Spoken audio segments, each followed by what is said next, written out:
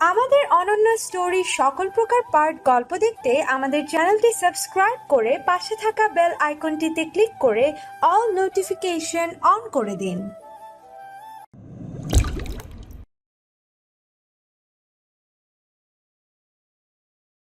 ক্যাম্পাসে বসে থেকে বন্ধুদের সাথে আড্ডা দিচ্ছি। হঠাৎ রাফি কোথা থেকে যেন দৌড়ে এসে বলল, দোষ, কালকের পরের দিন নাকি নীলিমার বিয়ে। হোয়াট? কি বলছিস সব? রাফি আমাকে জড়িয়ে ধরে কান্না করে দিয়ে বলল, হ্যাঁ রে দোস্ত, আমি কিন্তু নীলিমাকে ছেড়ে বাঁচবো না। প্লিজ রাফি, তুই শান্ত হ। তোর নীলিমা তোর কাছেই থাকবে, প্লিজ শান্ত হ। তারপরেও রাফি কান্না করছে। হয়তোবা সে নীলিমাকে হারানোর ভয় করছে। আমি সিফাতকে বললাম, সিফাত, নীলিমা কলেজে এসেছে কি?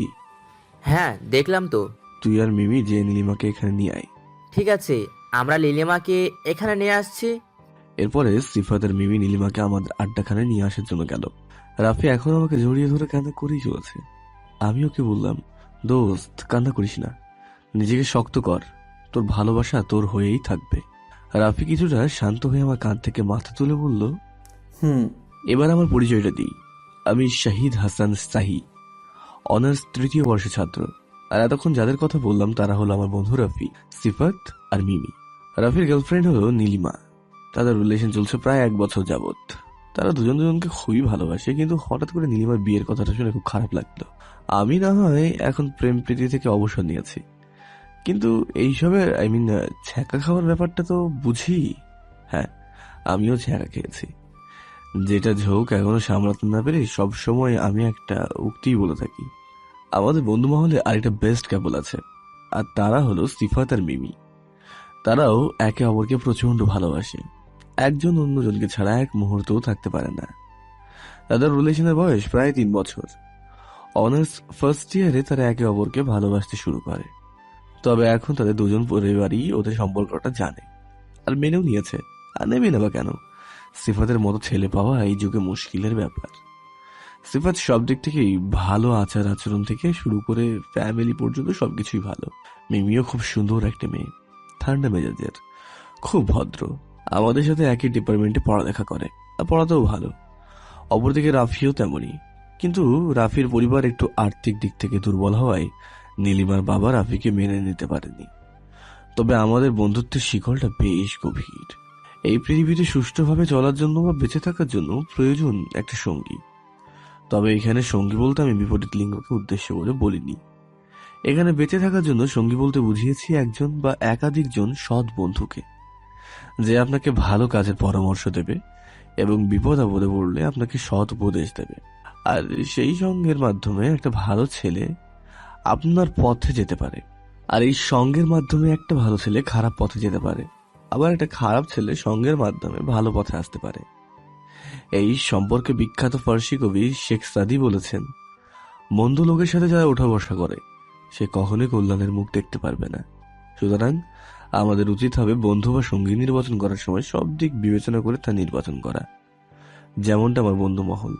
আমাদের কেউ যদি কোনো প্রকার সমস্যায় পড়ি, তাহলে সেই বিষয়ে সর্বপ্রথম আমাদের নিজেদের মধ্যে আলোচনা করি, তারপরে সবার মতে সেটা সমাধান করি। যেমনটা আজকে রাফি করলো, নীলিমার বিয়ের কথা শোনার সাথে সাথে আমাদেরকে জানালো। যাকে অনেক কথাই হলো, এবার গল্পে আসি। একটু পরে সিফাত আর মিমি নীলিমাকে আমাদের কাছে নিয়ে আসলো। নীলিমার মনটা খারাপ হয়ে আছে।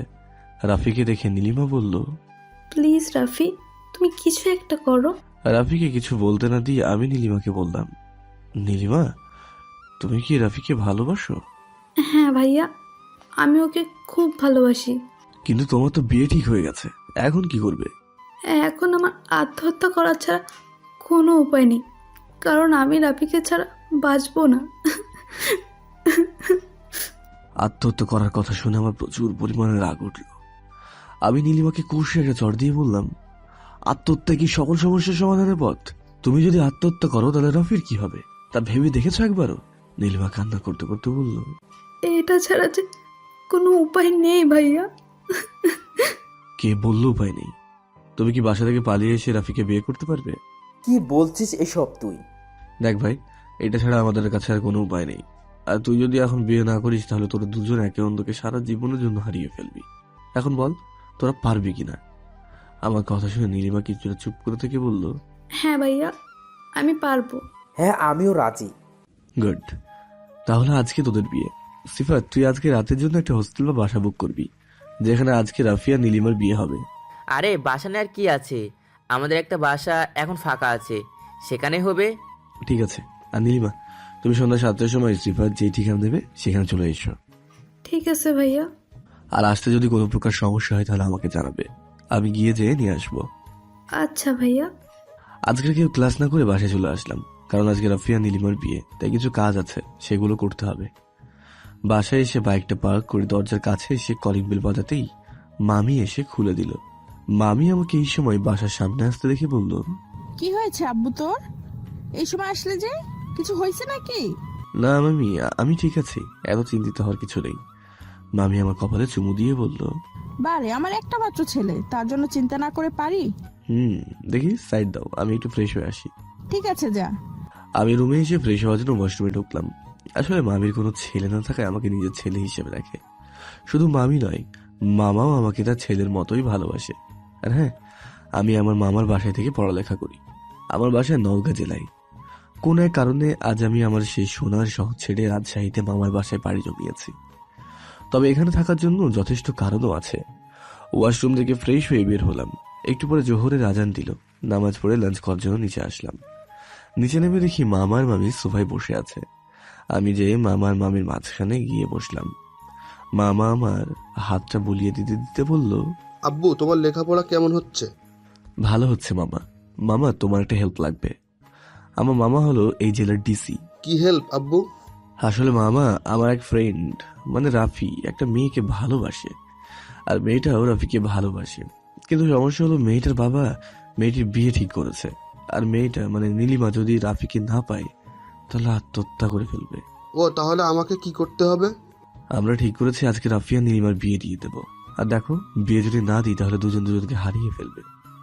এদের কখন কে কি যে করে বসে তা তো বলা যায় না। আর তোমার কাজ হলো বিয়ে হওয়ার পর যত প্রশাসনিক সমস্যা হবে তা সলভ করা। সমস্যা নেই, আমি এই দিকটা সামলে নেব।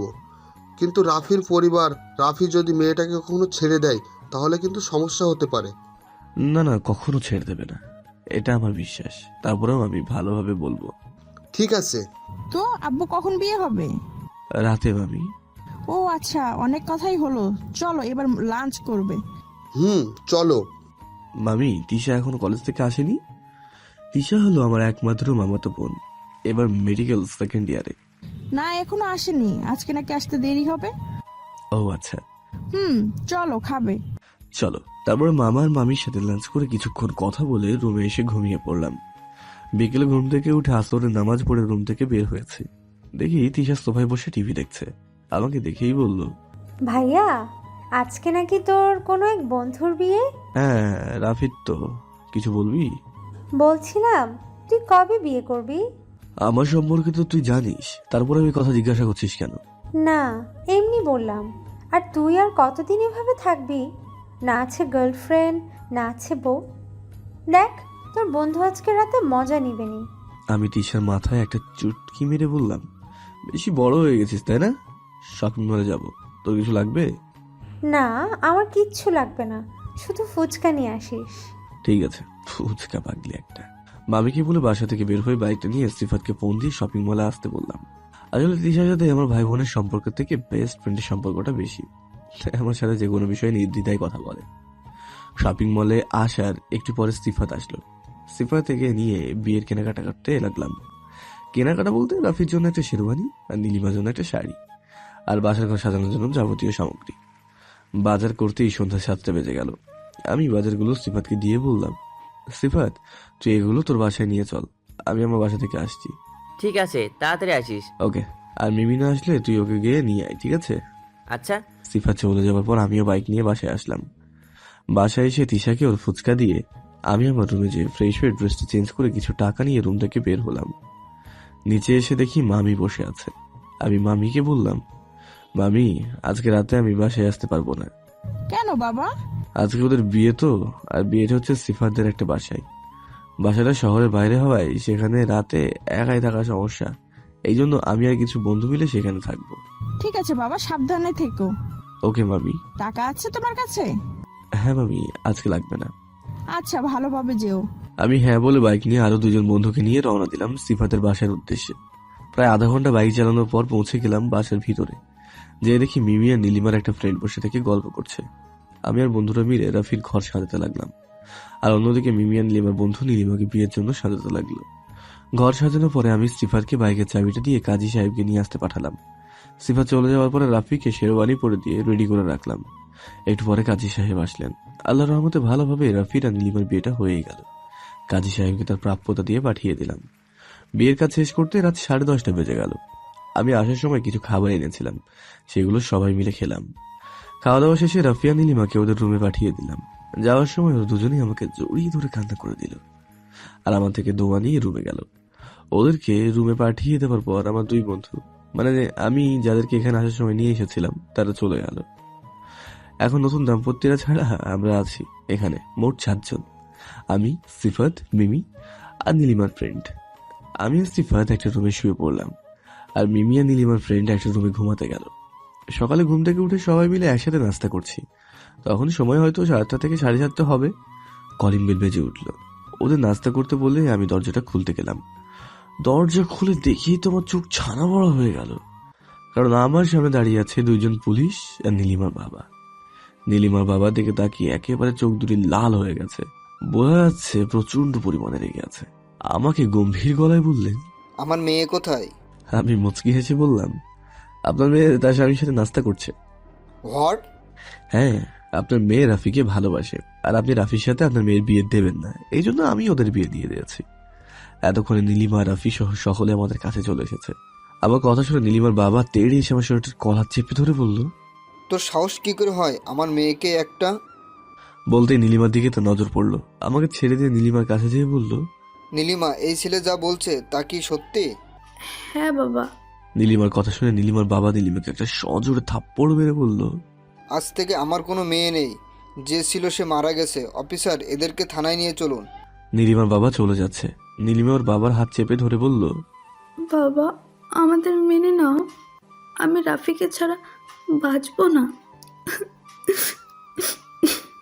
নীলিমার বাবা তার হাত থেকে নীলিমার হাতটা সরিয়ে নিয়ে আবারও চড় মারতে চাইলে আমি তার হাত ধরে বললাম, অনেক করেছেন মিস্টার নজরুল চৌধুরী, আপনি কোথা থেকে এত সাহস পেয়েছেন? হ্যাঁ, নীলিমা এতক্ষণ আপনার মেয়ে ছিল, কিন্তু এখন আপনি তাকে মেয়ে হিসেবে অস্বীকৃতি প্রদান করেছেন। আর সবচেয়ে বড় কথা হলো সে এখন একজন স্ত্রী। সো আপনার আর মারার কোনো অধিকার নেই। নীলিমার বাবা আমার কথায় আরো রেগে গিয়ে পুলিশ অফিসারকে আমাদের থানায় নিয়ে যেতে বলল। এবারে আর কি, আমাদের 6 জন, মানে নীলিমা, রাফি, সিফাত, মিমি, নীলিমার ফ্রেন্ড আর আমাকে পুলিশের গাড়িতে করে থানায় নিয়ে আসলো। থানায় নিয়ে আসার পর আমাদেরকে একটা রুমে ঢুকিয়ে রেখে বাইরে থেকে তালা দিয়ে কনস্টেবল চলে গেল। ওরা সবাই একটা ঘোরের মধ্যে আছে। ওরা ভাবছে কি থেকে কি হয়ে গেল, কিন্তু আমার কোনো চিন্তা নেই, কারণ আমাকে ফোন দিলে এখান থেকে বের হতে আমার 5 সেকেন্ড সময় লাগবে না। কিন্তু আমি দেখতে যাচ্ছি যে এখানে কি হয়। রাফি সহ ওরা সবাই অন্যমনস্ক হয়ে বসে আছে, আর আমি বসে থেকে কানে হেডফোন লাগিয়ে মাথা নিচু করে গান শুনছি। আমি রুমের দরজার বিপরীত দিকে হয়ে বসে আছি, তবে কেউ যদি রুমে প্রবেশ করে তাহলে সে আমার সামনে না আসা পর্যন্ত আমাকে দেখতে পাবে না। হঠাৎ করে এই রুমে দরজা খোলার আওয়াজ পেলাম। আমি সেদিকে না তাকিয়ে গান শুনছি। একজন পুলিশ বলছে, ম্যাম, এরা এই কয়েকজন এই মেয়েটাকে এই ছেলেটির সাথে জোর করে বিয়ে দেয়, আর আমরা এদের সেখান থেকে তুলে নিয়ে এসেছি। পুলিশটার কথা শুনে অবাক না হয়ে পারলাম না। আমি পুলিশটাকে দেখার জন্য পিছনে মাথা ঘোরাতে আমি বসা থেকে দাঁড়িয়ে গেলাম। আমি কাকে দেখছি? কারণ এটা আর অন্য কেউ নয়, এটা হলো আমার এক্স গার্লফ্রেন্ড সামিয়া, যার জন্য আজ আমি নিজের শহর ছেড়ে এখানে চলে এসেছি। সামিয়া আমার দিকে অবাক দৃষ্টিতে তাকিয়ে আছে। পুলিশের মানে কনস্টেবলের ডাকে সামিয়া ঘোর কাটলো। ম্যাম, কোথায় হারিয়ে গেলেন? না, কি মানে বলুন? এই ছেলে হলো এদের লিডার। সামিয়া আমার দিকে তাকালো। ও, তাহলে এখনো লুচ্চামি শেষ হয়নি? সামিয়ার কথা শুনে ওরা কিছুটা অবাক হলো, কারণ আমার সম্পর্কে এমন রিপোর্ট একটা পুলিশ অফিসার দেবে তো অবাক হওয়ারই বিষয়। তবে আমি অবাক না হয়ে বরঞ্চ একটা মুচকি হাসি দিয়ে পিছনে ঘুরে গান শুনে মনোযোগ দিলাম। সামিয়া কনস্টেবলকে আমাকে শাস্তি মানে মারার হুকুম দিয়ে বাইরে চলে গেল। এখনো আমার প্রতি তোর এত রাগ, বুঝবি একদিন। আমার বন্ধুদের অন্য এক রুমে নিয়ে গেল। এই রুমে শুধু আমি একাই আছি। একটু পরে কনস্টেবল একটা রশি নিয়ে এসে আমাকে বাঁধলো। বাঁধার পরে যেই আমাকে মারতে যাবে ঠিক তখনই আমার এই রুমে একজনের আগমন। তাকে দেখার পর কনস্টেবল সাহেব আমাকে মারার জন্য যে লাঠিটা হাতে নিয়েছিল তা ফেলে দিয়ে সেই আগন্তুকের কাছে গেলেন। আর সেই আগন্তুক লোকের চোখে মুখে ছিল স্পষ্ট রাগের ছাপ। এরপরে সেই লোকটা ধীরে ধীরে আমার কাছে আসলো, আর তার পিছে পিছে আসলো সামিয়া আর এই থানার সকল পুলিশ। সেই লোকটার কেউ নয়, লোকটা হলো আমার মামা। মামা আমার কাছে আসতে আমি সামিয়ার দিকে তাকিয়ে একটা মুচকি হাসি দিলাম। মামা আমার কাছে এসে আমাকে দেখার পরে পিছনে ফিরে সামিয়ার কাছে যেয়ে গম্ভীর গলায় বললেন, ওর দোষ কি? ওকে বেঁধে রেখেছেন কেন?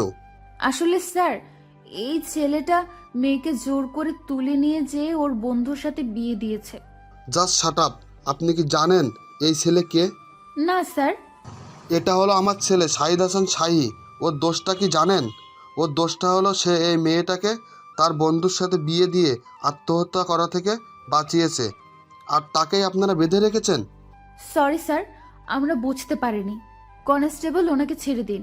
এরপরে কনস্টেবল এসে আমার রশিগুলো খুলে দিল। মামার ফোনে একটা কল আসায় তিনি একটু সাইডে গেল, আর আমি আমার বন্ধুদের জন্য মানে রাফি, নীলিমা, সিফাত, মিমি আর নীলিমার ফ্রেন্ডের জন্য অপেক্ষা করতে লাগলাম। তবে আমি থানার মধ্যে একটা রুমে বসে আছি, মানে সামিয়ার কেবিনের সামনে বসে আছি। একটু পরে আমার ফ্রেন্ডের অন্য একটা রুম থেকে বের করে নিয়ে আসলো। আমি বসা থেকে উঠতে দেখি নীলিমার বাবা নজরুল চৌধুরী থানায় প্রবেশ করলো। আমাদের এই অবস্থা দেখে তিনি প্রচন্ড রেগে গেলেন। তিনি ভেবেছিলেন আমাদের আটকে রাখা হবে আর তিনি এসে আমাদের ব্যবস্থা নেবেন, কিন্তু না, তিনি এসে আমাদের আর ভাবনার বিপরীত অবস্থায় পেলেন। নজরুল চৌধুরী রেগে যে সামিয়াকে বললেন, কি হলো ম্যাম, আপনি এদেরকে ছেড়ে দিয়েছেন কেন? মানে? কি মানে করছেন? আমার মেয়েকে যারা জোর করে একজন ফকিরের বাচ্চার সাথে বিয়ে দিয়েছে, আর তাদেরই আপনারা ছেড়ে দিয়েছেন? নীলিমার বাবার কথা শুনে মেজাজটা বিগড়ে গেল। যা বলার আমাদের বলবে, কিন্তু বাবা মাকে নিয়ে কথা বলে রাগ উঠলো, কিন্তু নিজেকে ঠান্ডা রাখলাম। হঠাৎ মামা পিছন থেকে রুমে ঢুকতে ঢুকতে বলল, মানেটা না হয় আমি বলছি, মিস্টার নজরুল চৌধুরী। নীলিমার বাবা মামাকে দেখে বলল, আরে স্যার, আপনি এখানে এসেছেন, ভালোই করেছেন। এই ছেলেগুলো আমার মেয়েকে তুলে নিয়ে এসে জোর করে বিয়ে দিয়েছে। না স্যার, আমাকে কেউ জোর করে বিয়ে করেনি বা দেয়নি, আমি নিজ ইচ্ছাই করেছি। নীলিমার বাবা নীলিমার উপর রেগে গিয়ে বলল, ওই চুপ কর। কেন চুপ করবেন মিস্টার নজরুল চৌধুরী? আপনাদের মতো কিছু স্বার্থপর পিতামাতার জন্য নষ্ট হয়ে যায় হাজারো ছেলে মেয়ের জীবন। আপনারা শুধু খুঁজেন অর্থ সম্পদওয়ালা ছেলেকে, কিন্তু আপনারা কখনো ভাবেন না যে আপনার মেয়ে কার কাছে সুখে থাকবে না কষ্টে থাকবে। আচ্ছা নজরুল চৌধুরী, আপনি কি বলতে পারবেন আপনি যেখানে আপনার মেয়েকে বিয়ে দিতে চেয়েছিলেন সেখানে আপনার মেয়ে সুখে থাকবে, এমনকি তার জীবনটা টিকিয়ে থাকবে? মানে স্যার, বুঝলাম না। মানেটা খুব সহজ মিস্টার নজরুল চৌধুরী। এই যে আপনার মেয়ে আর আপনার বর্তমান জামাই রাফি দুজনেই একে অপরকে ভালোবাসে। আপনি যদি আপনার মেয়েকে আজ অন্য কোথাও বিয়ে দিতেন তাহলে আপনি আপনার মেয়েকে হারিয়ে ফেলতেন, মানে আপনার মেয়ে তার ভালোবাসার মানুষকে না পাওয়ার জন্য আত্মহত্যা করত। আপনি হয়তোবা ভাবতেছেন আমি এসব কি করে জানলাম।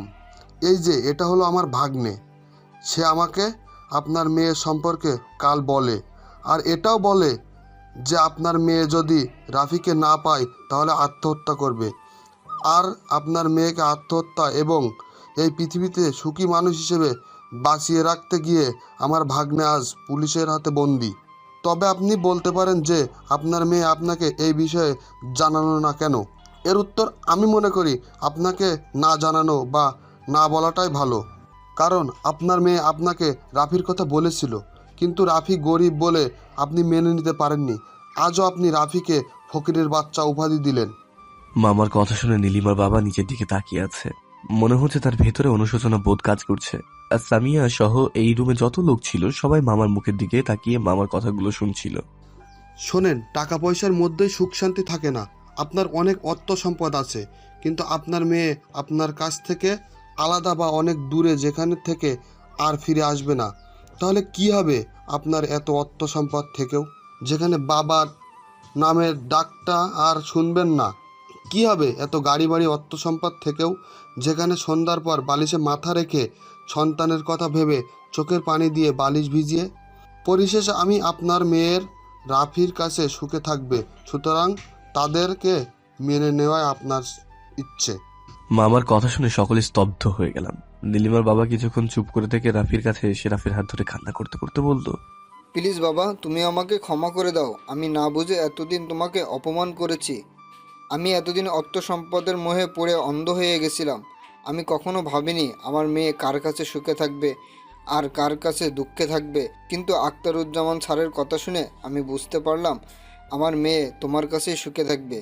আঙ্কেল, আপনি আমার বাবার বয়সী, আপনি আমার কাছে ক্ষমা চাচ্ছেন কেন? আর আপনার জায়গায় যে কেউ হলে একই কাজ করত।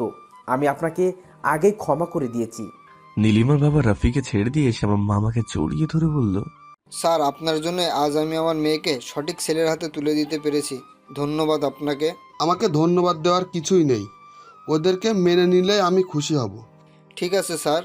এরপরে নীলিমার বাবা নীলিমার কাছে এসে নীলিমার হাতটা ধরে বলল, মারে, আমাকে ক্ষমা করে দে, আমি না বুঝে তোদের ভালোবাসাকে অপমান করেছি। নীলিমার বাবাকে জড়িয়ে ধরে বলল, বাবা, আমি তোমাকে মাফ করে দিয়েছি, তুমি শুধু আমাদের মেনে নাও। হ্যাঁ রে মা, নিয়েছি তোদের মেনে। রাফি বাবা, তোমার বাবার নাম্বার দাও। এই নিন আঙ্কেল। আঙ্কেল কি? হ্যাঁ, আমাকে বাবা বলে ডাকবে। ঠিক আছে বাবা। গুড। এরপরে নীলিমার বাবা আমার কাছে এসে বলল, বাবা শাহিদ, তুমি আমাকে মাফ করে দাও। তুমি আমার মেয়ের সুখের জন্য এত কিছু করেছো, আর আমি আঙ্কেল, এখানে ক্ষমা করার কিছুই নেই, আপনি ওদের মেনে নিয়েছেন, এতেই আমি খুশি। এরপরে নীলিমার বাবা সবার কাছ থেকে তার পূর্বের ব্যবহারের জন্য ক্ষমা চাইলেন। সবাই তাকে ক্ষমা করে দিল। এরপর তিনি আরো কিছুক্ষণ কথা বলে রাফিয়া নীলিমাকে তার বাড়ি যেতে বলে থানা থেকে চলে গেলেন। এরপর মামাও কিছুক্ষণ কথা বলার পর তিনিও তার অফিসে গেল। এখন শুধু আমি, রাফি, নীলিমা, আমার বন্ধুরা সামিয়া রুমে আছি। রাফি আমাকে জড়িয়ে ধরে বলল, দোস্ত, তোকে যে কি বলে ধন্যবাদ দিব তা খুঁজে পাচ্ছি না। শালা ধন্যবাদ দিতে হবে না, এখন রেস্টুরেন্টে নিয়ে যেয়ে কিছু খাওয়া। থানা আসার সময় ভেবেছিলাম তারা কিছু খেতে দেবে, কিন্তু তা না করে তারা রাগ নিয়ে বাঁচে না। সামিয়াকে শুনিয়ে শুনিয়ে বললাম। আমার কথা শুনে সামিয়া আমার দিকে ভ্রু কুঁচকে তাকালো। রাফি হাসতে হাসতে বলল, আর একটু পরে তোর মামা আসলে পুলিশ ম্যাম তোকে সকালের নাস্তা করে দিতে। আমি পকেটে হাত ঢুকিয়ে দিয়ে বললাম, তোদের পুলিশ ম্যাম আমাকে মারবে? সাহস থাকলে আমার গায়ে একটু হাত দিতে বলতো। আমার কথা শুনে সামিয়া আরো খেপে গেল। এখানে আর না থেকে তার কেবিনে চলে গেল। সামিয়ার এরকম ব্যবহার দেখে ওরা কিছুটা অবাক হলো। আমি এই বিষয়টা এড়িয়ে যাওয়ার জন্য রাফিকে বললাম, আরে কখন খাওয়াবি সেটা বল। ভাইয়া চলেন, আমি আপনাদের খাওয়াবো। তুমি থামো, আজকে আমরা রাফির থেকে খাবো। ঠিক আছে, আমি তোদের খাওয়াবো, চল। এরপরে আমরা সবাই থানা থেকে বের হয়ে আসলাম। আমি বের হয়ে এসে ওদেরকে বললাম, তোরা চল, আমি একটু আসছি। কোথায় যাবি আবার? আসছি, তোরা চল না। ওদেরকে এই কথা বলে আমি আবারও থানায় আসলাম। থানায় এসে সোজা সামিয়ার কেবিনে গেলাম। রুমে ঢুকে দেখি মিস রুমে নেই। আমি একটা চেয়ার নিয়ে বসে পড়লাম। একটু পরে ম্যাম ওয়াশরুম থেকে বের হয়ে আসলো। তারপরে আমাকে রুমে দেখে তেড়ে এসে আমার জামা কলার চেপে ধরে আমার মুখের কাছে মুখ নিয়ে এসে বলল, তোর সাহস হয় কি করে আমার অনুমতি ছাড়া আমার রুমে আসার? আমিও ঠোঁট দুটোতে আমার ঠোঁট দুটি দিয়ে হালকা ছুঁয়ে দিলাম। এখন তো তোর সেই তেজ পুরাইনি দেখছি। হ্যাঁ, আমি লক্ষ্য করলাম সামিয়ার ঠোঁট দুটো কাঁপছে। আমি নিজেকে সামলাতে না পেরে আবার 4 ঠোঁট এক করে দিলাম। সামিয়া ছাড়ানোর চেষ্টা করছে, কিন্তু আমার শক্তির কাছে বেড়ে উঠতে পারছে না। প্রায় 5 মিনিট পরে ছেড়ে দিয়ে বললাম, এত দেমাগ কিন্তু ভালো নয়, বুঝেছিস?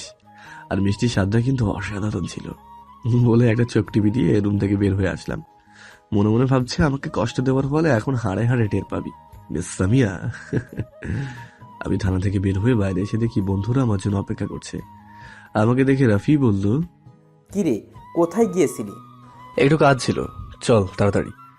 কেউ আর কথা না বাড়িয়ে 3টা রিক্সা নিয়ে রওনা দিলাম রেস্টুরেন্টের উদ্দেশ্যে। আমি আর সিফাত একটা রিক্সায়, আর রাফিয়া নীলিমা একটা রিক্সায়, মিমিয়া নীলিমার ফ্রেন্ড এক রিক্সায়। সাহিদ সামিয়ার রুম থেকে বের হয়ে যাওয়ার পরে সামিয়া বিড়বিড়ি করে বলছে, শয়তান ছেলে বলে নাকি আমার তেজ এখনো কমেনি। আমার তেজ আছে তাহলে আমাকে কিস করলি কেন? আমি কি সরকারি জিনিস? এখন তো দেখতে আগের থেকেও ভালো হয়েছিস। আবার বলে আমার মিষ্টির স্বাদটা নাকি অসাধারণ। শয়তান ছেলে। আমরা একটা রেস্টুরেন্টের সামনে এসে রিক্সা থেকে নামলাম। ভাড়া মিটিয়ে রেস্টুরেন্টে ঢুকে 6 জন মিলে একটা টেবিল বুক করলাম। একটু পরে ওয়েটার আমাদের অর্ডার নিতে আসলো। আমরা যে যার ইচ্ছা মতো অর্ডার করলাম। খাওয়া দাওয়া শেষে রাফি বিলটা দিল। এরপরে রেস্টুরেন্ট থেকে বের হয়ে যে যার বাসায় যাওয়ার জন্য রিক্সা নিল। রাফিয়া নীলিমার বাসায় গেল। আসার সময় সিফাতকে বললাম আমার বাইকটার বাসা থেকে নিয়ে আসতে। আমি বাসায় এসে কলিং বেল বাজাতে মামি এসে দরজাটা খুলে দিল। মামির সাথে কিছুক্ষণ কথা বলে রুমে এসে ফ্রেশ হয়ে শুয়ে পড়লাম, কারণ গত রাতে ভালো করে ঘুম হয়নি। বালিশে মাথা দিতেই ঘুমিয়ে গেলাম। সন্ধ্যায় তিশার ডাকে ঘুমটা ভাঙলো। ঘুম থেকে উঠে ফ্রেশ হয়ে হালকা নাস্তা করে ছাদে গেলাম। ছাদে যেয়ে দোলনায় বসতেই মনে পড়ে গেল 3 বছর আগের কথা। ডুব দিয়ে দিলাম 3 বছর আগের সেই অতীতে। ভাইয়া, ও ভাইয়া, ওঠো। আর কত ঘুমাবে? আজকে আমাকে ঘুরতে নিয়ে যাবে না? হ্যাঁ আপু, তুই যা, আমি আসছি। ঠিক আছে। এই কথা বলে সাফিয়া আমার রুম থেকে বের হয়ে গেল। ও, আপনাদের তো বলাই হয়নি, সাফিয়া হলো আমার একমাত্র আদরের বোন। আমার পরিবারের মোট সদস্য সংখ্যা 4 জন, মা, বাবা, বোন আর আমি। বাবা হলেন এখানকার নওগাঁর একটা কলেজের প্রিন্সিপাল, আর মা গৃহিণী। আমি এবার ইন্টার সেকেন্ড ইয়ারে, সাফিয়া এবার 9ম শ্রেণীতে। এই নিয়ে আমাদের পরিবার। আজকে শুক্রবার দুপুরে নামাজ পড়ে এসে লাঞ্চ করে ঘুমিয়েছিলাম। আমার বোনের ডাকে আমার ঘুম ভেঙে গেল। আজকে নাকি তাকে ঘুরতে নিয়ে যেতে হবে। আমিও নিয়ে যাই। ফ্রেশ হয়ে চেঞ্জ করে রুম থেকে বের হয়ে নিচে আসলাম। নিচে এসে দেখি আমার আব্বু আম্মু সোফায় বসে থেকে গল্প করছে। আমাকে দেখে আম্মু বলল, কোথায় যাবি বাবা? আম্মু, সাফিয়া নাকি আজকে ঘুরতে যাবে, তাই ওকে নিয়ে একটু ঘুরতে যাব। আম্মুর সাথে কথা বলতেই সাফিয়া রুম থেকে সেজে গুজে বের হয়ে নিচে আসলো। ঠিক আছে, ভালোভাবে যাবি। ঠিক আছে আম্মু। বাসা থেকে বের হয়ে আসতেই আব্বু বলল, শাহিদ, গাড়ি নিয়ে যাও। না আব্বু, রিক্সায় চড়ে যাব। আচ্ছা, যাও। এরপর আমি সাফিয়াকে নিয়ে বাসা থেকে বের হয়ে আসলাম। রাস্তায় এসে একটা রিক্সা নিয়ে ঘুরতে বের হলাম। বাইক আছে, কিন্তু আজকে নিয়ে আসতে মন চাইলো না। প্রথমে একটা পার্কে আসলাম। পার্কে 2 ভাই বোন কিছুক্ষণ আড্ডা দিয়ে একটা ফুচকার দোকানে যেয়ে 2 ভাই বোন একসাথে ফুচকা খেলাম। ফুচকা খাওয়ার পরে আরেকটু ঘোরাফেরা করে আবারও একটা রিক্সা নিয়ে বাসায় আসলাম। বাসায় আসতে আসতে সন্ধ্যা হয়ে গেল। রুমে এসে ফ্রেশ হয়ে নামাজ পড়লাম। নামাজ পড়ে কিছুক্ষণ স্টাডি করলাম। একটু পর সাফিয়া এসে ডিনার করার জন্য ডেকে গেল। আমিও ডিনার করার জন্য নিচে গেলাম। ডাইনিং টেবিলে যেয়ে দেখি আব্বু, আম্মু আর সাফিয়া আমার জন্য অপেক্ষা করছে। আমি যে আম্মুর পাশে বসলাম। আম্মু আমাকে তার হাত দিয়ে তুলে খাইয়ে দিল। এটা আম্মু নিত্যদিনের রুটিন। আমাকে খাইয়ে দেখা দেখে সাফিয়া গাল ফুলিয়ে বলল, আম্মু, তুমি শুধু ভাইয়াকেই বেশি আদর করো, আমাকে একটুও করো না। আমার আম্মুটা তো দেখছি রাগ করেছে, এসো তোমাকেও খাইয়ে দেই। সাফিয়া খুশি হয়ে আম্মুর অন্য পাশে বসলো। আম্মু সাফিয়াকে খাইয়ে দিতে লাগলো। খুব আনন্দের সাথে ডিনারটা শেষ করলাম। ডিনার শেষে আব্বু আম্মুর সাথে কিছুক্ষণ আড্ডা দিলাম। এরপরে রুমে এসে স্টাডি করে ঘুমিয়ে পড়লাম। সকালে সাফিয়াটাকে ঘুম থেকে উঠলাম। ঘুম থেকে উঠে ঘড়িতে তাকিয়ে দেখি প্রায় 9টা বেজে গেছে। তাড়াহুড়ো করে ফ্রেশ হয়ে নাস্তা করে বাইক নিয়ে বের হলাম কলেজের উদ্দেশ্যে। আর আব্বু সাফিয়াকে ওর স্কুলে নামিয়ে দিয়ে কলেজে যাবে। আর হ্যাঁ, আমি আব্বুর কলেজেই, মানে আব্বু যেই কলেজের প্রিন্সিপাল সেই কলেজেই পড়ি। কলেজে পৌঁছানোর পরে বাইকটা পার্কিং লটে রেখে এসে বন্ধুদের কাছে গেলাম। যে দেখি বন্ধুরা আমাদের আড্ডা দেওয়ার জায়গায় বসে আছে। আমাকে দেখি নীলা, আমার বন্ধু আরো আছে, ইকবাল, শাকিব, রিয়াদ আর মিতু বলল, কি রে, এত দেরি করলি কেন আসতে? আরে দোস্ত, ঘুম থেকে উঠতে দেরি হয়ে গেছে। কেন, কেউ ডাক দেয়নি? না রে, ডাক দেওয়ার জন্য কেউ থাকলে তো দেবে। তাহলে বিয়ে কর, তাহলেই তো ডাক দেওয়ার মানুষ পাবি। কি যে বলিস না তুই, আমার মতো কচি ছেলেকে গিয়ে বুঝি বিয়ে করবে? হ্যাঁ, আইসে রে আমাদের কচি খোকা, এখন যদি বিয়ে দেওয়া হয় তাহলে 12টা ছেলে মেয়ের বাবা হয়ে যাবে, আর সে নাকি কচি খোকা। ওই হ্যালো, আমার বিয়ে হলে যদি 12টা ছেলে মেয়ে হতো তাহলে তোদের এতদিনে এখনো একটা হলো না কেন? আর হ্যাঁ, মিতু আর ইকবাল চাচাতো ভাই বোন, তাই তাদের ছোটবেলাতেই বিয়ে হয়েছে। মানে ওদের দুজনের বয়স যখন 13 বছর ছিল তখন তাদের দাদু মারা যান, আর ওদের দাদু মারা যাওয়ার আগে ওদের বিয়ে দিয়ে গেছেন। আমার কথা শুনে ইকবাল আর মিতু পাতে সবাই অট্টহাসি হাসতে লাগলো। ইকবাল মিতুর দিকে মুচকি মুচকি হাসছে। মিতু নিচের দিকে তাকিয়ে মুচকি হেসে বলল, এই হারামি, আমাদের মতো বাচ্চা নেওয়ার জন্য এখনো কি কিছু হয়েছে? আজ থেকে 8 বছর আগে বিয়ে হয়েও যদি তোদের মধ্যে কিছু না হয় তাহলে তো আমার মতো সিঙ্গেল থাকাই ভালো। এখন না পারবি কোনো মেয়ের সাথে প্রেম করতে, না পারবি কথা বলতে। ইকবাল, তোর কপাল শেষ রে ভাই, তোর কপাল শেষ। ঠিকই বলছিস, এখন থেকে যেই প্যারা দেয় না, জানি পরবর্তীতে আরো কতগুলো অপেক্ষা করছে। ইকবালের কথা শুনে আমরা আর হাসি আটকিয়ে রাখতে পারলাম না। আমরা সবাই হাসতে লাগলাম। আর মিতু তো রাগে ফুসছে। মিতু রেগে যেয়ে ইকবালকে বলল, আমি তোকে প্যারা দেই তাই না? দাঁড়া, আগে বাসায় চল, তোকে দেখাচ্ছি মজা। ইকবাল মিতুর মাথায় হাত বুলিয়ে দিতে দিতে বলল, কে বললো তুমি আমাকে প্যারা দাও? তুমি আমার মিষ্টি বউ, খালি আদর করো। মিতু ওর মাথা থেকে এক ঝটকা ইকবালের হাতটা ছাড়িয়ে নিয়ে বলল, আমাকে আর পাম দিয়ে লাভ হবে না, আমি এমনিতেই মিষ্টি। আমরা বসে থেকে ওদের দুজনের এসব কাহিনী শুনছি। হঠাৎ মেইলি কণ্ঠে পিছন থেকে কে যেন বলে উঠল, এখানে শাহিদ হাসান শাহিকে? মেয়েটির কথা শুনে পিছনে তাকাতে তুমি হয়ে গেলাম। এটা আমি কাকে দেখছি? এটা মেয়ে নাকি পরী? টানা টানা মায়াবী চোখ, মনে হচ্ছে সেই চোখগুলোতে ডুব দিয়ে সারাটা জীবন কাটিয়ে দিই। হঠাৎ ইকবালের ধাক্কা ধাক্কিতে আমার ভাবনার ছেদ ঘটল। এই সাদিক, তোকে কখন থেকে ডাকছি? ও হ্যাঁ, না মানে বল। মেয়েটা তোকে ডাকছে। হ্যাঁ বলুন বলুন। আপনি কি শাহিদ হাসান শাহি?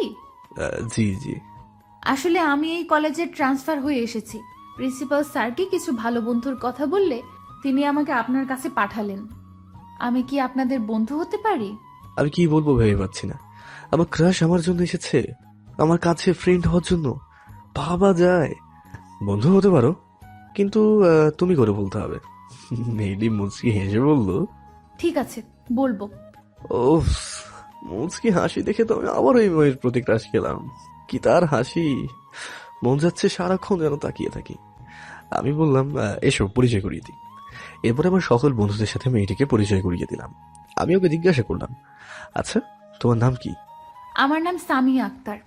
হায় আল্লাহ, চেহারা যেমন সুন্দর নামটা তো তেমন সুন্দর। এবার আরো কিছুক্ষণ মেয়েটি আমাদের সাথে আড্ডা দিয়ে বাসায় চলে গেল। আজকে নাকি ক্লাস করবে না, আর যাওয়ার সময় আমার ফোন নাম্বার নিয়ে গেল। আমরা সবাই ক্লাসে গেলাম। সব ক্লাস শেষ করে সবাই মানে আমার বন্ধুরা ক্যান্টিনে গেলাম। আর এটা আমাদের প্রতিদিনের কাজ। ক্যান্টিনে যাওয়ার পর যে যার মতো করে অর্ডার করলাম। আর হ্যাঁ, আজকে খাওয়ানোর দায়িত্ব হলো মিতুর, মানে ইকবালের জানুর। খাওয়া দাওয়া করতে করতে ইকবাল আমাকে জিজ্ঞাসা করলো, আচ্ছা সাদিক, তুই আমাকে একটা কথা বলবি? বল। তুমি তো কোনোদিনও কোনো মেয়েকে সহজে বন্ধু বানাতে চাস না, তো আজকে তোর কি এমন হলো যে মেয়েটিকে মানে সামিয়াকে একবার দেখার পর তুই তাকে বন্ধু বানাইলি? ইকবাল ঠিকই বলেছে, আর তুই তো কোনো মেয়ের দিকে ভুলেও তাকিয়ে দেখিস না, কিন্তু আজকে সামিয়াকে দেখার পর তুই অন্য জগতে হারিয়ে গিয়েছিলি। কি মামা, সামথিং সামথিং নাকি? আরে না, তেমন কিছুই না। তুই আমাদের কাছে মিথ্যা বলার চেষ্টা করিস না, কারণ আমরা তোকে সেই ছোটবেলা থেকেই চিনি বা তোর সাথে চলাফেরা করি। সো কাহিনী কি বল? আসলে আমি সামিয়াকে প্রথম দেখাতে ক্রাশ খেয়েছি। প্রথম দেখাতে তাকে ভালো লাগে বলতে পারিস, তাকে আমি ভালোবেসে ফেলেছি। যাক মামা, তাহলে তুইও কাউকে ক্রাশ খালি।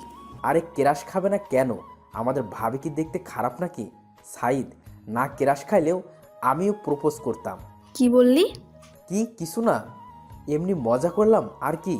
শাশুড়িমাকে যদি আজ তোর কথা না বলেছি, তাহলে আমার নাম মিতু না, আমাকে ছাড়া অন্য মেয়ের দিকে নজর দ্বারা। এই না না, লক্ষ্মী বউ আমার, এমন করো না, আর কারো দিকে নজর দিব না, বলে দিলাম। মনে থাকে যেন। আমরা নিত্যদিন ওদের এইসব দেখে অভ্যস্ত। প্রত্যেক দিনই তারা এমন করে, তাদের ভালোবাসার মধ্যে কোনো কমতি নেই, দিন দিন বেড়েই চলেছে। খাওয়া দাওয়া শেষ করে ক্যান্টিন থেকে বের হয়ে বন্ধুদের থেকে বিদায় নিলাম। এরপর পার্কিং লট থেকে নিয়ে বাইকটা নিয়ে বাসে চলে আসলাম। বাসায় এসে গোসল করে নামাজ পড়ে লাঞ্চ করতে বসলাম। সাফিয়ার আব্বু এখনো আসেনি, আর তারা একটু দেরি করে আসে, তাই প্রতিদিন আম্মু আর আমি একাই লাঞ্চ করি। লাঞ্চ করে রুমে এসে একটু রেস্ট নেওয়ার জন্য বেডে গাটা এলিয়ে দিলাম। হঠাৎ করেই ফোনটা বেজে উঠলো। দেখি অপরিচিত নাম্বার। রিসিভ করতে অপর পাশ থেকে একটা মেইলি কণ্ঠে বলে উঠলো, আসসালামু আলাইকুম। ওয়ালাইকুম আসসালাম। কে বলছেন আপনি? চিনতে পারোনি? না তো, চিনতে পারিনি তো। কে আপনি? নামটা বলুন, পরিচয় দিন। আজকে কাকে ফোন নাম্বার দিয়েছিলে? কই, কাউকে তো দিনই। আর পরিচয় না দিলে ফোন কাটলাম। হ্যাঁ। আরে রেগে যাচ্ছ কেন? আমি সামিয়া। সামিয়ার কথা শুনে আমি তো শোয়া থেকে ধড়ফড় করে উঠে বসলাম।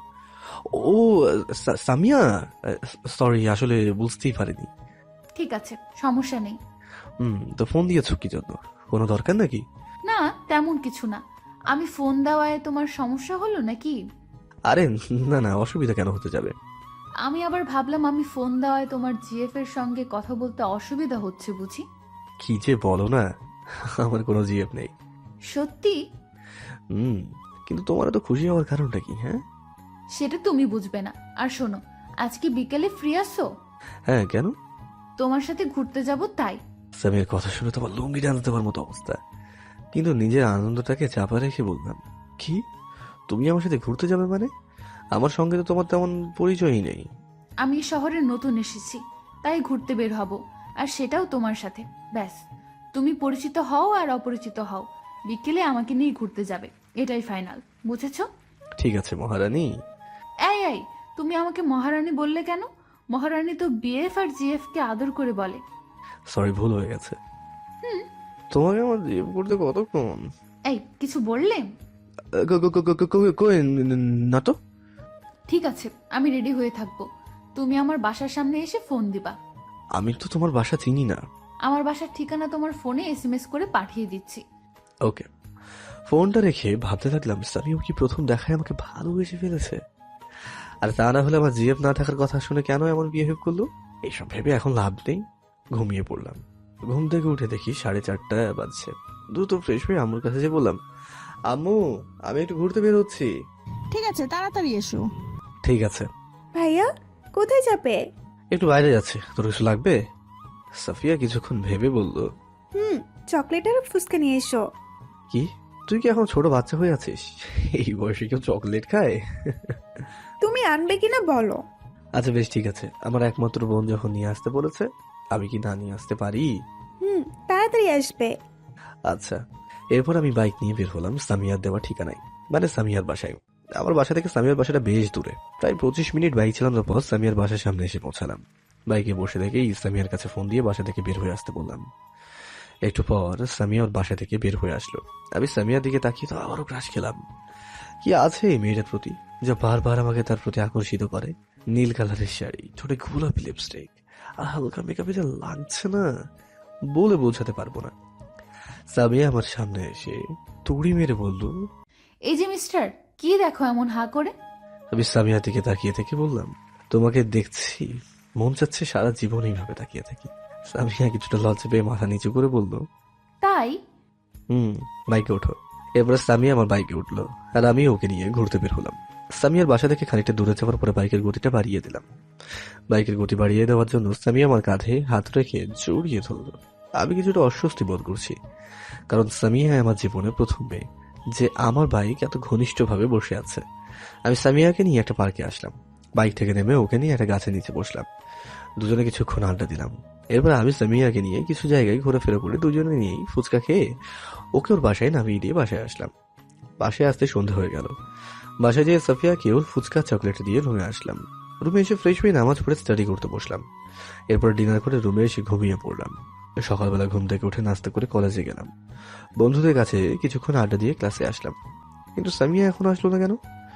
ফোন দিলাম কিন্তু রিসিভ করলো না। আমাকে মনে করে থাকতে দেখে মিতু বলল, দোষ, মন খারাপ করিস না, ভাবি একটু পরে চলে আসবে। আচ্ছা, তুই কি সামিয়াকে তোর ভালোবাসার কথা বলেছিস? না এখনো বলিনি, তবে ভাবছি কয়েকদিন পর বলবো। ঠিক আছে, কিন্তু বেশি দেরি করিস না, নাহলে পাখি ফুরুত করে উড়াল দিব। তুই ঠিকই বলেছিস। আমরা কথা বলতে বলতেই সামিয়া ক্লাসে ঢুকলো। ঢুকে সোজা আমার পাশে এসে বসলো।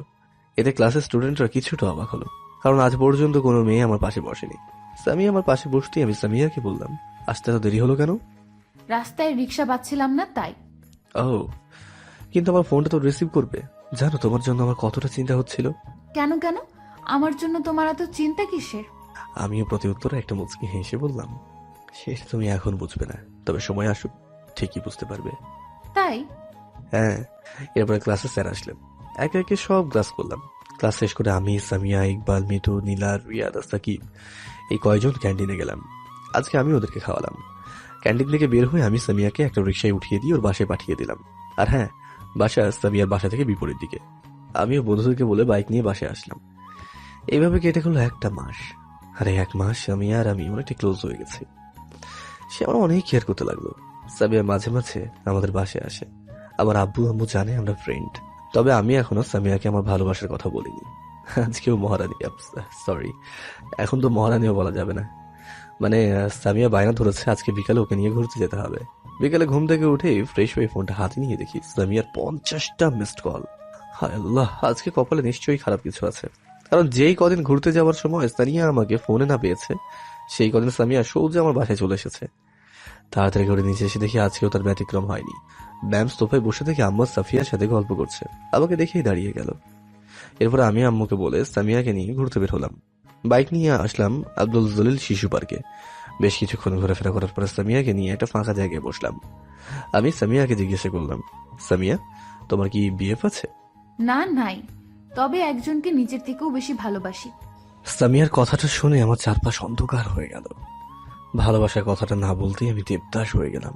তাহলে সামিয়া এতদিন আমার এত কেয়ার করলো কেন? আমি মনটা খারাপ করে মাথা নিচু করে বসে আছি। সামিয়া আমার এমন অবস্থা দেখে মুচকি হেসে বলল, কি হলো, তোমার মুখ অফ হয়ে গেল কেন? না, আমি ঠিক আছে। সামিয়া বসা থেকে উঠে আমার সামনে এসে আমার হাতটা ধরে বলল, শাহিদ, তুমি কি আমাকে ভালোবাসো? সামিয়ার কথা শুনে হকচকিয়ে গেলাম। আমি সামিয়ার চোখে চোখ রেখে বললাম, তুমি কি কিছুই বুঝতে পারো না আমি তোমাকে ভালোবাসি কিনা? না বললে কি করে বুঝবো বলো? আমি সামিয়ার হাত দুটি শক্ত করে ধরে বললাম, হ্যাঁ সামিয়া, আমি তোমাকে ভালোবাসি। তোমাকে প্রথম দেখাতেই আমার ভালো লাগে, আর এখনো সেটা ভালোবাসায় পরিণত হয়ে গেছে। তাহলে আমাকে আগে বলনি কেন? ভয় করতাম, যদি তুমি আমাকে ভুল বুঝে ছেড়ে চলে যেতে তাহলে হয়তো আমি তিলে তিলে শেষ হয়ে যেতাম।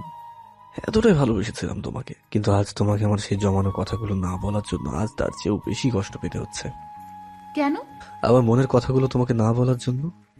আজ তুমি তোমার মনে অন্য কারোর জন্য বাসা বেঁধেছ। আগেই যদি তোমাকে আমার ভালোবাসার কথাটা বলতাম তাহলে হয়তো এই কষ্টটা আমাকে পেতে হতো না। কথাগুলো বলতেই আমার চোখের কোণে পানি চলে আসলো।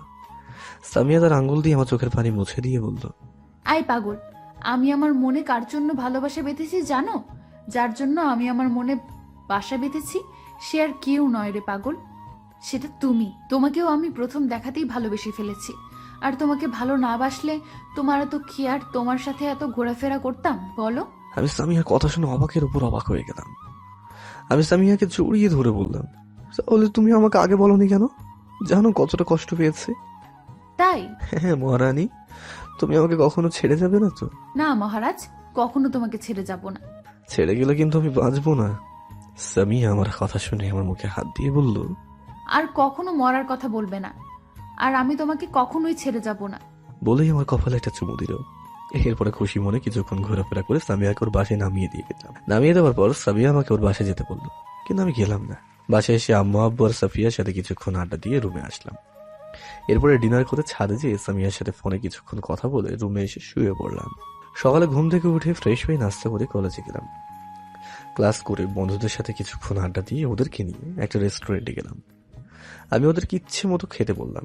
খাওয়া দাওয়া শেষ করে বন্ধুরা আমাকে জিজ্ঞাসা করলো কিসের জন্য ট্রিট।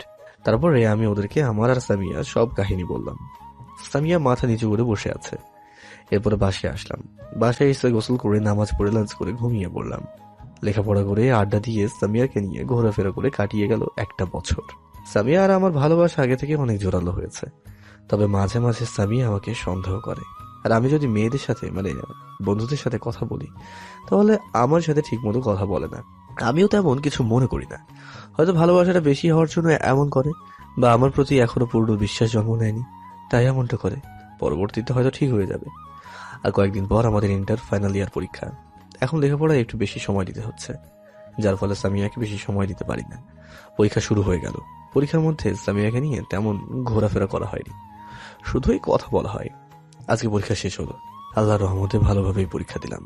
সকালে ঘুম থেকে উঠে ফ্রেশ হয়ে নাস্তা করে সাফিয়া আর সামিয়াকে নিয়ে ঘুরতে বের হলাম, কারণ পরীক্ষার জন্য বেশ কয়েকদিন থেকে সামিয়াকে নিয়ে কোথাও ঘুরতে যাওয়া হয়নি। ঘোরাফেরা করে বাসায় আসলাম। বাসায় এসে গোসল করে জোহরের নামাজ পড়ে লাঞ্চ করে ঘুমিয়ে পড়লাম। এইভাবে কেটে গেল প্রায় একটা মাস। বিকেলে রুমে বসে আছি, আম্মু এসে বলল, বাবা তিশা আমাদের এখানে আসছে, তুই বাস স্ট্যান্ডে যেয়ে তিশাকে একটু নিয়ে আয়। তিশা কখন বাস স্ট্যান্ডে এসে পৌঁছাবে? আমাকে একটু আগে ফোন দিয়ে বললো আর আধা ঘন্টা পর এসে পৌঁছাবে। ঠিক আছে আম্মু, যাচ্ছি। বাইক নিয়ে বাসা থেকে বের হয়ে বাস স্ট্যান্ডে চলে আসলাম। আমাদের বাসা থেকে বাস স্ট্যান্ডে বাইক নিয়ে আসতে 7 থেকে 8 মিনিট মতো সময় লাগে। বাস স্ট্যান্ডে এসে বাইক থেকে নামতেই ফোনটা বেজে উঠল। পকেট থেকে বের করে দেখি সামিয়া ফোন দিয়েছে। রিসিভ করতেই সামিয়া বলল, এই কোথায় আছো? আমি তো একটু বাস স্ট্যান্ডে এসেছি। ও কখন আসবে? প্রায় আধ ঘন্টা পর। ঠিক আছে এসো। সামিয়ার সাথে কথা বলে ফোনটা পকেটে রাখতেই তিশা যে বাসে আসার কথা ছিল সেটা চলে আসলো। আধা ঘন্টা পরে আসার কথা, কিন্তু এখনই আসলো কেন? যাকে এসব ভেবে লাভ নেই। তিশা বাস থেকে নেমে আমাকে দেখতে পেয়ে দৌড়ে এসে জড়িয়ে ধরে বলল, ভাইয়া কেমন আছিস? ভালো আছি আপু, তুই কেমন আছিস? আমিও ভালো আছি। তারপরে তিশাকে বাইকে উঠিয়ে দিয়ে বাসায় আসার জন্য রওনা দিলাম। মাঝ রাস্তায় এসে তিশা একটা ফুচকার দোকান দেখতে পেয়ে আমার কাছে বায়না ধরলো ফুচকা খাবে। আমিও না করলাম না, কারণ আমিও তিশাকে নিজের বোনের মতোই ভালোবাসি।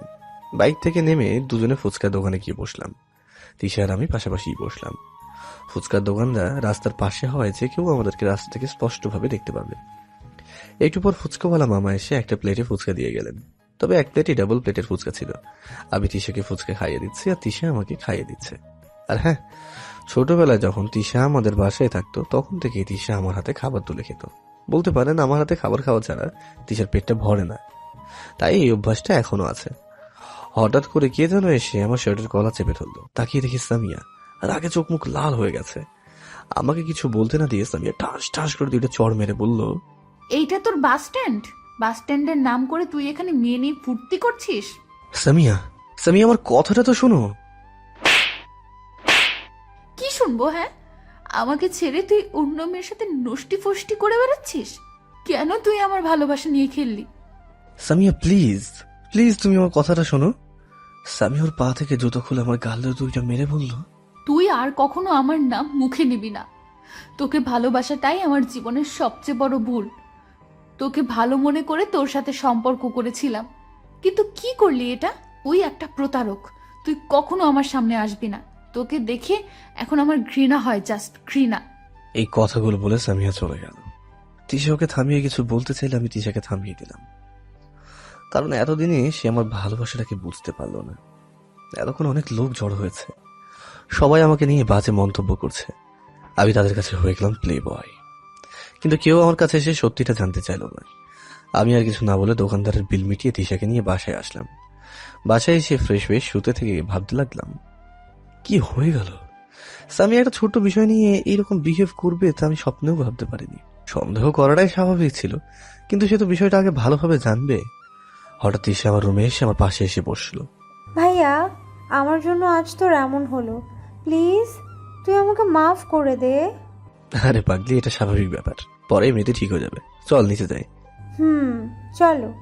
আর হ্যাঁ, তিশা আমার আর সামিয়ার সম্পর্কে সবকিছু জানে। তিশাকে আমি সামিয়ার একটা ছবি দিয়েছিলাম, কিন্তু সামিয়া তিশাকে চিনতো না। আর তিশা ছাড়া আমার আর সামিয়ার ব্যাপারে আমার পরিবারের কেউই জানে না। নিচে যে সোফায় বসে সামিয়ার বলা কথাগুলো ভাবতে আমার ভিতরটা মুচড়ে দিয়ে উঠলো। আমি আর বসে না থেকে আমার রুমে চলে আসলাম। রুমে এসে বেডে আধশো হয়ে সামিয়াকে ফোন দিলাম। কি করব, বড্ড ভালোবাসি যে মেয়েটাকে। একবার ঢুকলো, ঢোকার পর আমার ফোনটা কেটে দিল। আবারও দিলাম, এখন আর ফোনটা ঢুকছে না। ফোনটা সুইচ অফ করে রেখেছে। আরো কয়েকবার দিলাম, কিন্তু ফলাফল একই। কোনোভাবে রাতটা কাটিয়ে দিলাম। সকালে ঘুম থেকে ফোনটা হাতে নিয়ে চেক করে দেখলাম সামিয়া ফোন দিয়েছে নাকি। সামিয়াকে ফোন দিলাম, কিন্তু আবার গত রাতের মতো সুইচ অফ করে রেখেছে। এর আগেও সামিয়া আমার সাথে কথা না বলে ফোনটা সুইচ অফ করে রেখেছিল, তাই আমি আজকে বেশি গুরুত্ব দিলাম না।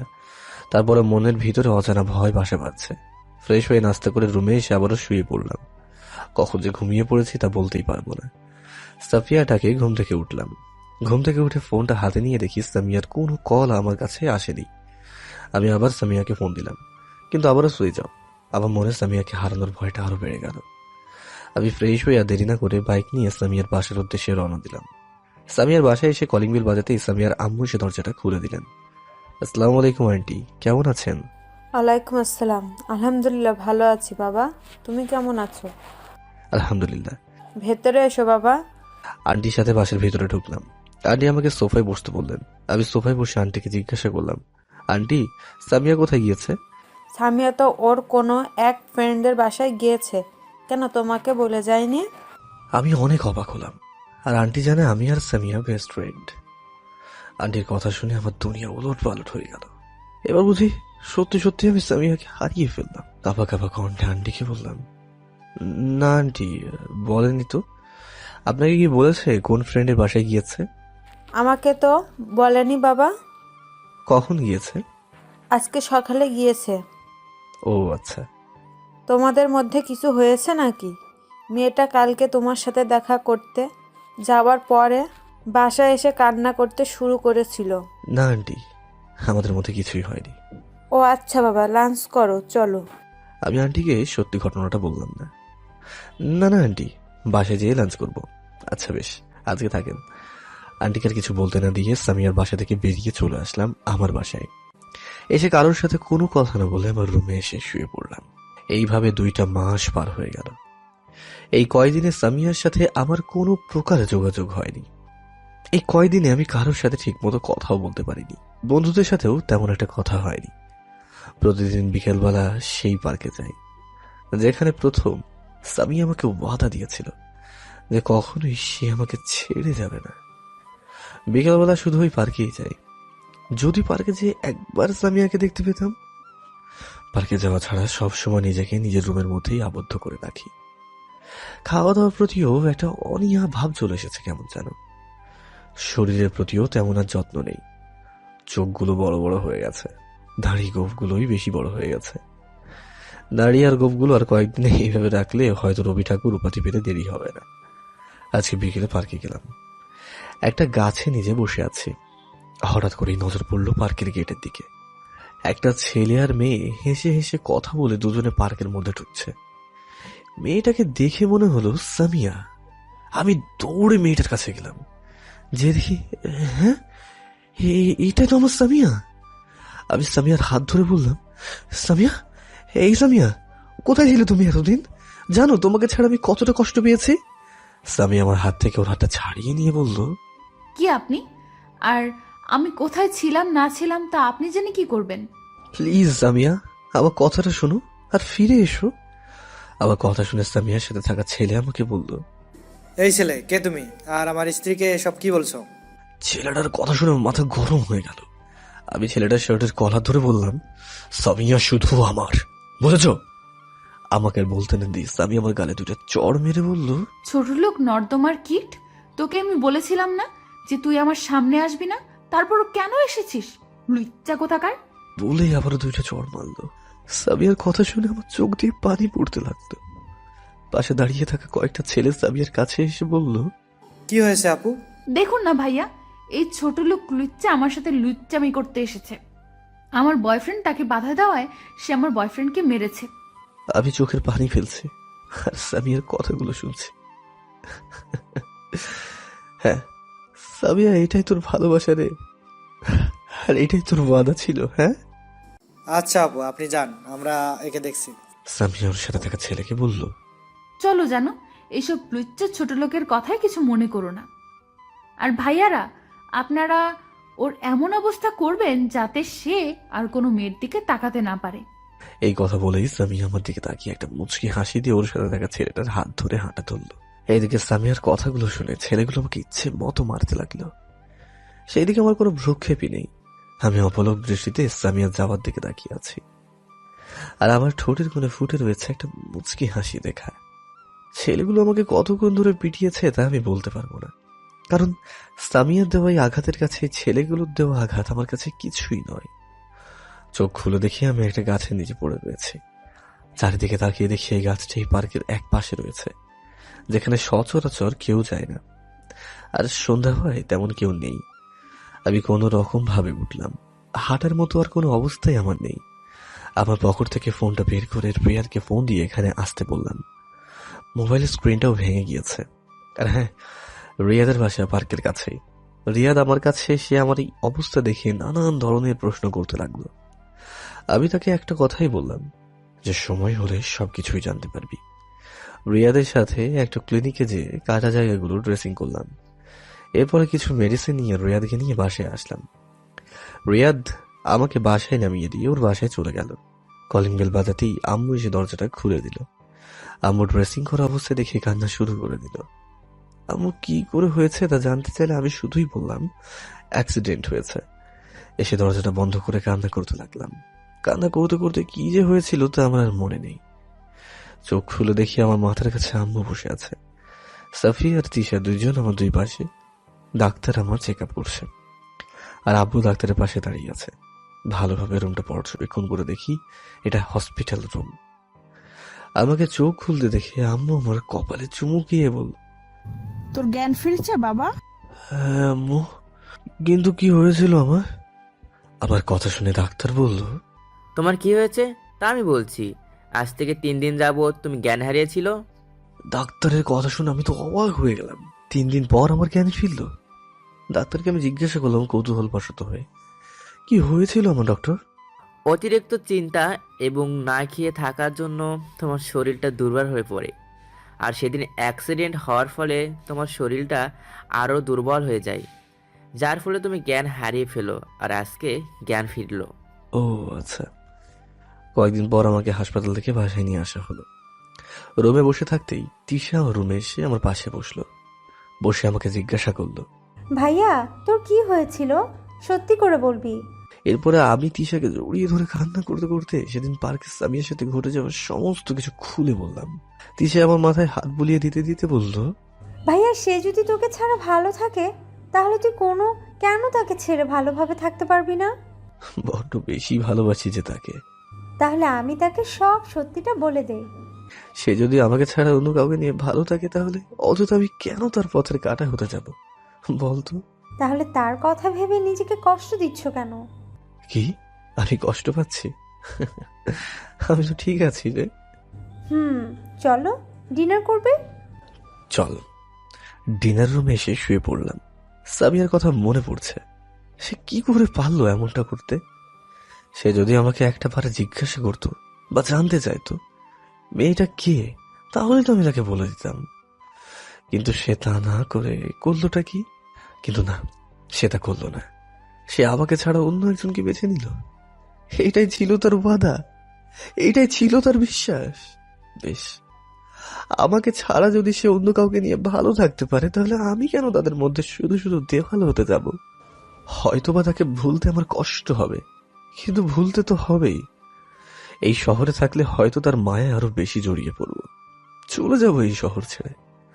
সকালে ঘুম থেকে উঠে নাস্তা করার সময় আমি আব্বুকে বললাম, আব্বু, আমি এই শহর ছেড়ে দূরে কোথাও যেতে যাচ্ছি।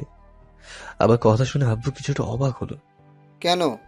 আসলে আব্বু, আমি বাইরের থেকে লেখাপড়া করতে যাচ্ছি, আর এখন থেকেই তো ভর্তি প্রিপারেশন নিতে হবে, তাই না? ঠিক আছে, কিন্তু কোথায় যাবে? তিশা আমার কথার মর্মটা বুঝতে পারে। সে আব্বুকে বলল, আঙ্কেল, ভাইয়া যখন বাইরে থেকে লেখাপড়া করতে যাচ্ছে তাহলে আমাদের বাসায় পাঠিয়ে দেন। সেখানে ভার্সিটিতে ক্লাস করবে আর আমাদের বাসায় থাকবে। ঠিক আছে। আমার ছেলেটাকে আমি কোথাও যাইতে দেব না। আম্মু, বোঝার চেষ্টা করো। এরপরে আমি আর তিশা অনেক বোঝানোর পরে আম্মু আমাকে মামার বাসায় পাঠাতে রাজি হয়। এর কয়েকদিন পর আমি চলে আসলাম আমার চিরচেনা শহর ছেড়ে রাজশাহী ব্যস্ত নগরীতে। আসার সময় আব্বু, আম্মু আর সাফিয়াকে জড়িয়ে ধরে প্রচুর কেঁদেছিলাম, কেননা কোনোদিন তাদেরকে ছেড়ে কোথাও থাকি না তো। আর আজ রাজশাহী যাচ্ছি। জানি না কতদিন পর আবার নিজের শহরে যাব। রাজশাহী আসার পরেই কিছুদিন পরে ইউনিভার্সিটিতে অ্যাডমিশন দিলাম। আল্লাহর রহমতে টিকেও গেলাম। এরপর শুরু হলো আমার জীবনের নতুন একটা অধ্যায়, যেখানে নেই মা, বাবা, বোনের সে আদর, স্নেহ, ভালোবাসা, আর যেখানে নেই আমার ভালোবাসার মানুষটির কোনো অস্তিত্ব। দেখতে দেখতে কেটে গেল তিনটা বছর। এই 3 বছর একবারও আমি নওগাঁয় যাইনি। মা বাবা আর সাফিয়াকে রাজশাহীতে এসে আমাকে দেখিয়ে যেতেন। বন্ধুদের সাথেও মাঝে মাঝে কথা হতো। ওদের থেকে সামিয়ার খবর নিতাম। কি করব, মনটা যে বড্ড বেইমান। সামিয়ার এখনো বিয়ে হয়নি, কোথায় যেন সে জব করে। হঠাৎ কারো ডাকে বর্তমানে ফিরে আসলাম। এখন বর্তমানের ঘটনা। আমি পিছনে তাকিয়ে দেখি তিশা দাঁড়িয়ে আছে। আমি বললাম, কি রে, কিছু বলবি? তিশা আমাকে জড়িয়ে ধরে কান্না করতে করতে বলল, আমাকে মাফ করে দিস ভাইয়া। সেদিন যদি আমি তোর হাতে ফুচকা না খেতাম তাহলে আজকে তোকে তোর ভালোবাসার মানুষ ভুল বুঝতো না। তিশা কথাগুলো বলতে বলতে আমার চোখের পানি মুছে দিল। অতীত ভাবতে ভাবতে কখন যে চোখের কোণায় পানি এসে গিয়েছে আমি বলতেই পারবো না। তিশাও কান্না করছে। আমিও তিশার চোখের পানি মুছে দিয়ে কপালে একটা চুমু দিয়ে বললাম, আরে পাগলি, যা হওয়ার তা তো হয়ে গেছে। আমার প্রতি তার ভালোবাসা চেয়ে সন্দেহটাই বেশি ছিল। আর সবচেয়ে বড় কথা হলো, সে আমার ভাগ্যে ছিল না। এসব বাদ দে, নিচে চল। তিশাকে ওর রুমে নিয়ে আমি আমার রুমে এসে শুয়ে পড়লাম। ফোনটা হাতে নিয়ে দেখি রাত 1টা বাজে। কখন যে এত রাত হয়েছে আমি বলতেই পারবো না। সকালে মামিটাকে রুমটা ভাঙলো। ঘুম থেকে উঠে ফ্রেশ হয়ে নাস্তা করে মামিকে বলে কলেজে গেলাম। কলেজে যেয়ে দেখি একটা ছেলে একটা মেয়েকে অশ্লীল ভাষায় কথা বলছে। ছেলেটাকে আমি চিনি অবশ্য, অন্য ডিপার্টমেন্টে 4র্থ বর্ষের ছাত্র, নাম সিহাব। বাবা প্রভাবশালী হওয়ায় সে একটু ক্ষমতার বড়ায় দেখায়। আর মেয়েটা হলো ফার্স্ট ইয়ারে। মেয়েটাকে অশ্লীল কথাবার্তা বলায় মেয়েটির বয়ফ্রেন্ড সিহাবকে চড় মারতেই সিহাবের বন্ধুরা এসে মেয়েটার বয়ফ্রেন্ডকে মারতে লাগলো। সিহাবের একটা বন্ধু মেয়েটির বয়ফ্রেন্ডকে এমন ভাবে মেরেছে যে তার নাক দিয়ে রক্ত বের হতে লাগলো। এটা দেখে আমার শরীরের ভিতরের অন্যায় প্রতিবাদকারী রক্তগুলো গরম হতে লাগলো। আমি রাফি আর সিফাতকে নিয়ে ওদের উপরে ঝাঁপিয়ে পড়লাম। আর আমাদের একটা সংগঠন রয়েছে যারা অন্যায়ের মোকাবেলা করতে সর্বদা নিয়োজিত। আর এই সংগঠনের প্রতিষ্ঠাতা আমি এবং আমার বন্ধুরা ওদেরকে মারছে। একটু পরেও কলেজের পুলিশের গাড়ি ঢুকলো। গাড়িটা আমাদের কাছে এসে থামলো। আর গাড়ি থেকে কিছু পুলিশ বের হয়ে সে আমাকে আর আমার বন্ধুদের, মানে যারা যারা মারামারি করেছে তাদেরকে গাড়িতে তুললো। আমিও কিছু বললাম না, কারণ এদেরকে কিছু বলে কোনো লাভ নেই। এরা অর্ডার প্রাপ্ত। আমি বন্ধুদেরকে চুপ থাকতে বললাম। একটু পরে আমাদেরকে থানায় নিয়ে যাওয়া হলো। গাড়ি থেকে নামিয়ে আমাদেরকে একটা রুমে নিয়ে যাওয়া হলো। কিছুক্ষণ পরে সামিয়া রুমে প্রবেশ করলো আর হাতে একটা লাঠি। সোজা আমার কাছে এসে বলতে লাগলো, মাস্তান হয়ে গেছিস না? দাঁড়া, আজকে তোর মাস্তানি বের করছি। বলেই যেমনই লাঠি দিয়ে আমাকে মারতে যাবে তখনই আমি সামিয়ার লাঠি এক হাত দিয়ে ধরে অন্য হাত দিয়ে সামিয়ার গালে টাস টাস করে চড় দিয়ে বলতে লাগলাম, ক্ষমতার বড়াই দেখাচ্ছিস আমার কাছে এসে? শোন, তোদের মতো 4-5টা পুলিশকে আমার পকেটে রাখি সবসময়। কখনো জানতে চেয়েছিস কি কারণে আজকে ছেলেগুলোকে মারছিলাম? কখনো জানতে চেয়েছিস সেদিন মেয়েটার সাথে আমার বন্ধুর কেন বিয়ে দিয়েছিলাম? তা তোরা কখনোই জানতে চাসনি। তাদেরকে বিয়ে দিয়েছিলাম কারণ তারা একে অপরকে ভালোবাসতো। তাদের ভালোবাসাকে পৃথিবীতে টিকিয়ে রাখতে আমরা সেদিন তাদেরকে বিয়ে দিয়েছিলাম। আরে তোকে তো ভালোবাসার কথা বলেই লাভ নেই। তুই তো কোনোদিন কাউকে ভালোই বাসিসনি। তুই তো ছিলি স্বার্থপর। তোর ভালোবাসার মানুষটার প্রতি ছিল তোর সন্দেহ। ইচ্ছে মতো ছুঁড়ে ফেলবি, ইচ্ছে মতো ব্যবহার করবি। শোন, তোকে একটা কথা বলে রাখি, আর কখনো আমার পিছনে লেগে থাকিস না। আর ভালো থাকিস। সামিয়া এতক্ষণ মাথা নিচু করে আমার কথাগুলো শুনছে। আমাদের রুমে, মানে আমাদের যে রুমে রাখা হয়েছে, সেখানে সামিয়া ছাড়া কেউই নেই। সামিয়া চোখের কোণে পানি জমা হয়েছে। আর আমার বন্ধুরা আমার এইরকম কথা শুনে কিছুটা অবাক হয়ে গেল। আমি আর কোনো কথা না বলে বন্ধুদের সাথে নিয়ে থানা থেকে বের হয়ে আসলাম। বাইরে এসে যে পুলিশ আমাদেরকে গাড়িতে করে এখানে নিয়ে এসেছিল তাকে বললাম, আপনি আমাদেরকে যেখান থেকে নিয়ে এসেছেন সেখানে রেখে আসুন। এই ছেলে, তোমার সাহস তো দেখছি কম নয়। তুমি আমাকে কাজের আদেশ করছো? আমি একটা মুচকি হাসি দিয়ে বললাম, আপনি আমাদেরকে রেখে আসবেন নাকি বিনা কারণে আমাদেরকে থানায় নিয়ে আসার কারণে চাকরিটা হারাবেন? হাবিলদার আমার কথা শুনে কিছুটা চমকে উঠল। হঠাৎ সামিয়া থানা থেকে বের হয়ে আমাদের কাছে এসে হাবিলদারকে বলল, হাবিলদার সাহেব, আপনি ওনাদের যেখান থেকে নিয়ে এসেছেন সেখানে রেখে আসুন। Yes ma'am. তারপরে আমরা গাড়িতে উঠলাম। আসার সময় সামিয়ার দিকে তাকিয়ে দেখি আমার দিকে রক্তিম চোখে তাকিয়ে আছে। মনে হচ্ছে কাছে পেলে ভর্তা বানিয়ে ফেলবে। আর আমার প্রতি রাগারই কথা। একজন পুলিশ অফিসারকে এইভাবে অপমানিত হওয়াটা লজ্জারই বিষয়। কিন্তু কি করব, সে তো আমাকে কম কষ্ট দেয়নি। কলেজের ভিতরে ঢুকে আমাদের নামিয়ে দিয়ে চলে গেলেন তারা। আমাদের দেখে কলেজের স্টুডেন্টরা বেশ অবাক হয়েছে। কারণ মারামারি করার পরেও যে পুলিশ তাদের সসম্মানে গাড়িতে করে কলেজে রেখে যাবে, এটা বেশ অবাক হওয়ারই কথা। আজকের কেউ ক্লাস করলাম না। আর হ্যাঁ, আমরা সংখ্যায় ছিলাম 9 জন। সবাই মিলে ক্যান্টিনে গেলাম।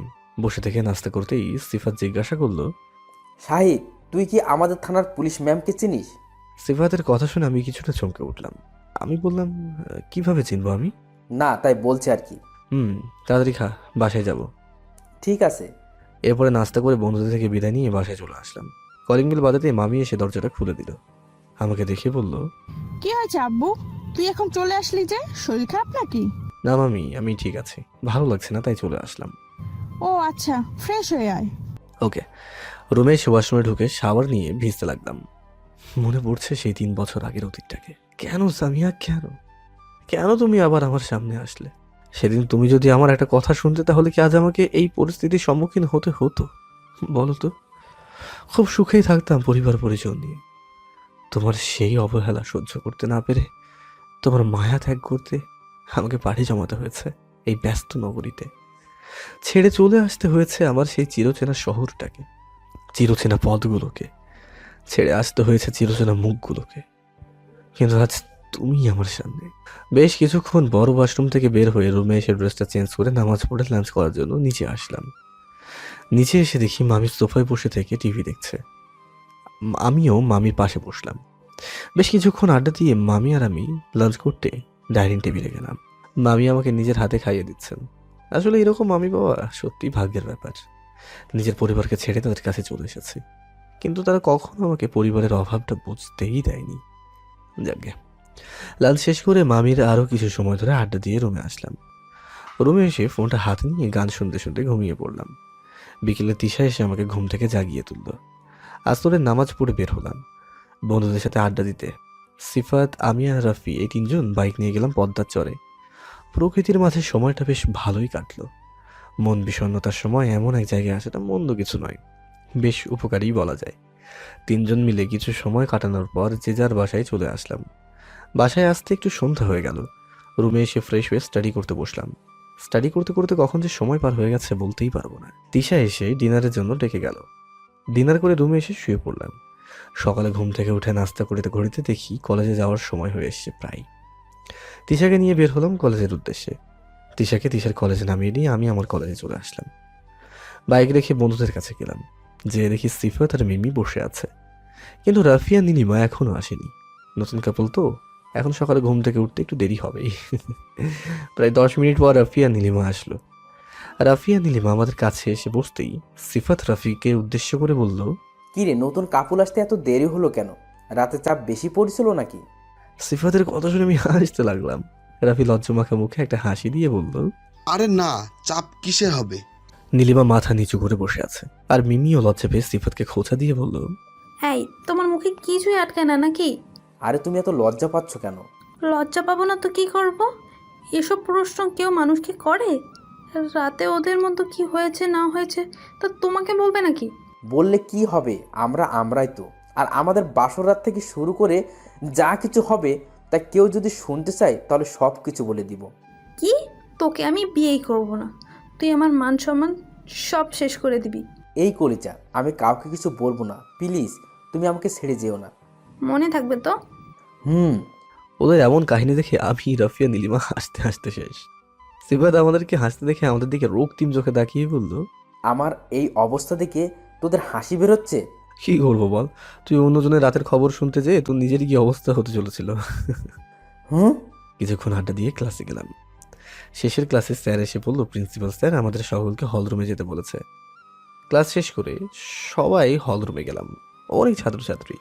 প্রিন্সিপাল স্যার বললেন, আগামী 12 তারিখ নবীনবরণ অনুষ্ঠান, আর সেই অনুষ্ঠানে কিছু সঙ্গীত এবং নৃত্য পরিবেশন করার ব্যবস্থা করা হবে। যারা যারা আগ্রহী তারা যেন এখন থেকেই প্রস্তুতি নেয়। আরও কিছু কথা বলে প্রিন্সিপাল স্যার হলরুম থেকে বের হয়ে চলে গেলেন। আমরাও চলে আসলাম, ক্যান্টিনে এসে নাস্তা করে বাসায় চলে আসলাম। আর হ্যাঁ, এই অনুষ্ঠানের সকল দায়িত্ব পালন করবেন সিনিয়র ব্যাচ, সেজন্য আমাদের এই বিষয়ে তেমন মাথা ব্যথা নেই।